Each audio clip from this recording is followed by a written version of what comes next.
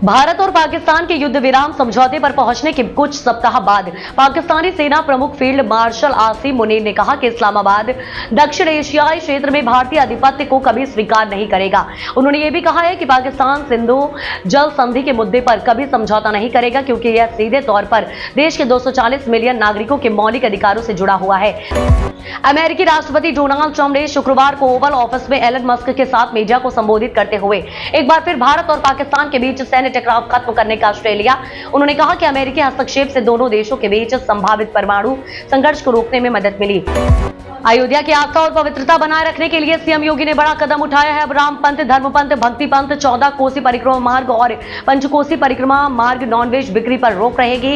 इस दौरान नॉनवेज बेचने वाले दुकानदारों को साफ हिदायत दी गई है कि 7 दिनों के भीतर अपनी दुकानें बंद कर दें। अगर इस समय सीमा के अंदर दुकानदारों ने अपनी दुकानें बंद नहीं की तो नगर निगम का परिवर्तन दल कार्रवाई करेगा।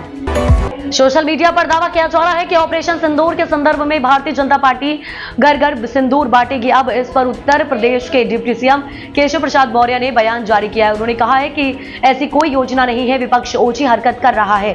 सोशल मीडिया साइट एक्स पर केशव ने लिखा, भाजपा और डबल इंजन सरकार की घर घर सिंदूर बांटने की कोई योजना ही नहीं है, फिर भी कांग्रेस और विपक्ष दुष्प्रचार कर रहा है। विपक्ष ओछी हरकत से बाज आए।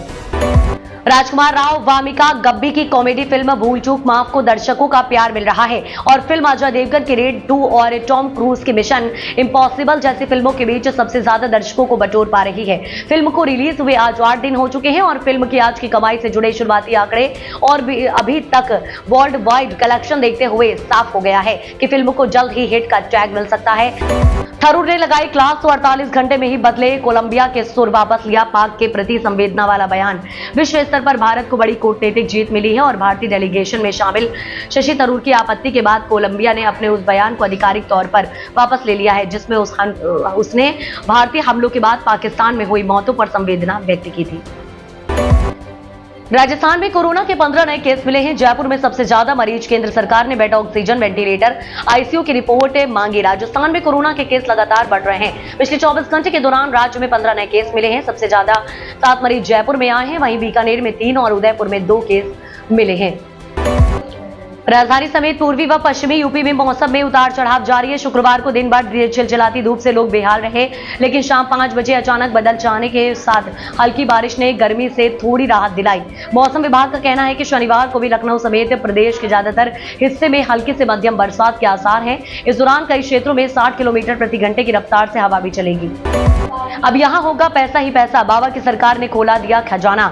2 से 4 हजार नहीं, पूरे 30 करोड़ बजट में की गई थी घोषणा। इस महत्वाकांक्षी योजना की घोषणा मुख्यमंत्री ने वित्त वर्ष 2025-26 के बजट भाषण घोषणा के दौरान की थी। इसका उद्देश्य इन 3 शहरों को आधुनिक बुनियादी सुविधाओं से लैस कर उन शहरों के समकक्ष लाना है।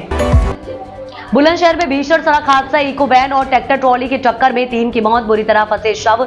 अलीगढ़ गाजियाबाद नेशनल हाईवे पर शनिवार को थाना सिकंदराबाद क्षेत्र के अंतर्गत जोखाबाद इंडस्ट्रियल एरिया के गोपालपुर गेट के पास एक ट्रैक्टर ट्रॉली पाइप लेकर जा रही थी, जिसका टायर फट गया, जिसके कारण ट्रैक्टर अनियंत्रित हो गया। तभी पीछे से जा रही इको वैन ट्रैक्टर ट्रॉली से टकरा गई, जिसमें इको वैन में सवार 3 लोगों की मौत हो गई।